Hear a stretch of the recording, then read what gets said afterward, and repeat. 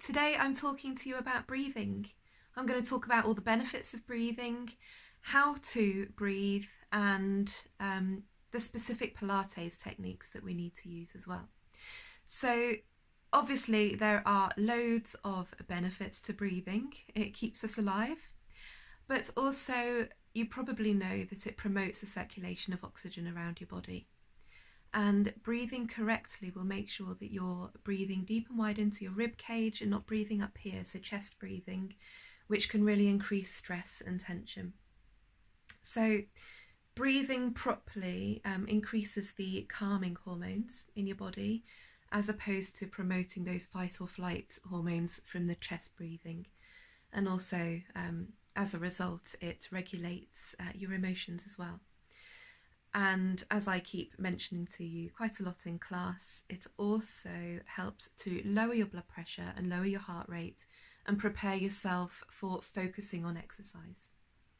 There is a specific breathing technique that we use in Pilates, and you'll hear me mention it a lot. It's called lateral thoracic breathing or intercostal breathing. I also say breathing deep and wide into the rib cage or into the lungs. So this type of breathing is designed to help activate the right muscles, so the right core muscles, but also enables you to move safely.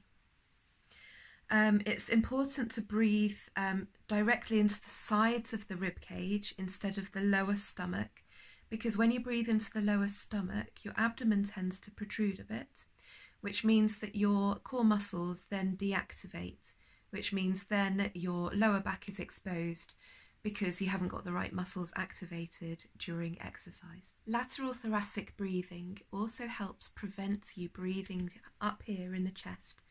If you're breathing up here, you often get quite a lot of neck and shoulder tension. So it's great to breathe deep and wide into the rib cage to try and release these muscles here. So you're probably wondering how to actually breathe now I've been going on about the benefits. The most important thing is that you never hold your breath. So no matter what, even if you're not sure when to breathe in or when to breathe out, please don't hold your breath, just breathe. If you hold your breath, you can put strain on your heart and on your lungs. There's a symptom called vasovagal syndrome, which isn't good, so we don't want that. So we don't want to take really large, deep breaths, because if we do that, your shoulders will automatically rise, and we don't want to do that, and also your abdomen protrudes, you lose your core activation. So what we do is we breathe in deeply but slowly. So we're going to breathe in and then out slowly, and when you're breathing out slowly, you're enhancing the transverse abdominis muscles, so those muscles in your core. It enhances their activation and the obliques as well.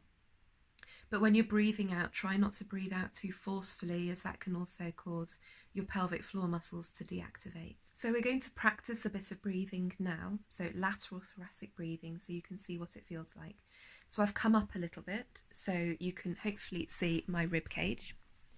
And we're going to put our hands, our fingertips together here.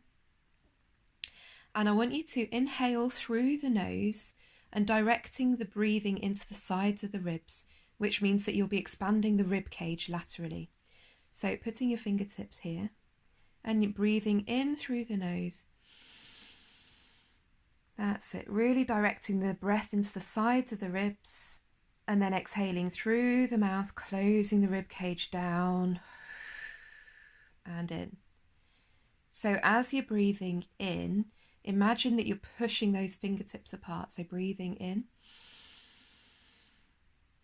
That's it. And then as you're breathing down, really close the rib cage down and in. That's it. Okay, and try it again. So breathing in.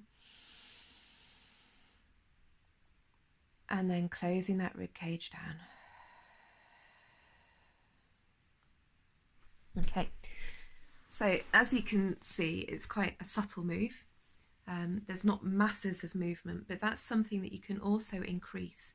So you can increase your lung capacity, especially if you wrapped a scarf around your chest and held onto it and breathed into that scarf as you were holding tight onto the scarf. And that will expand those muscles and really make them work harder. So We often breathe on exertion. So we exhale on exertion and inhale to prepare. So I often say, take a deep breath in and exhale as you do something. So exhale as you engage your core muscles, exhale as you push your leg away from your body, exhale as you really need lots of abdominal strength.